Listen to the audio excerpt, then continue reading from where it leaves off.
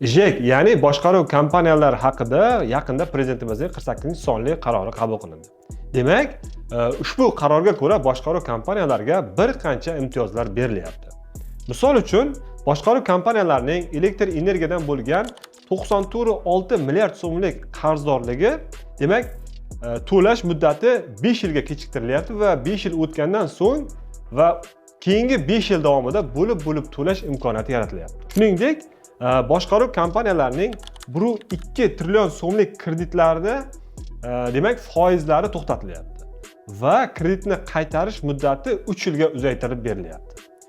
Shuningdek, ko'p kvartirali uylarni ta'mirlashga, ya'ni ko'p qavatli binolarni ta'mirlashga xalqaro moliya tashkilotlaridan 2026-2030-yillarda 200 million dollar pul ajratilyapti. Shuningdek, tuman shahar byudjetlaridan 1 trillion so'm hamda respublika byudjetidan 79,5 milliard so'm hamda respublika va mahalliy byudjetlardan 1,8 trillion so'm miqdoridagi mablag'lar demak ta'mirlashga yo'naltirilyapti. Boshqaruv kompaniyalariga va ko'p kvartirali uylarni ta'mirlashga mana shunday mablag'lar yo'naltirilyapti. Demak, boshqaruv kompaniyalari haqidagi ma'lumotlarni va yangiliklarni o'tkazib yubormaslik uchun ushbu kanalga obuna bo'lib qo'yishni unutmang.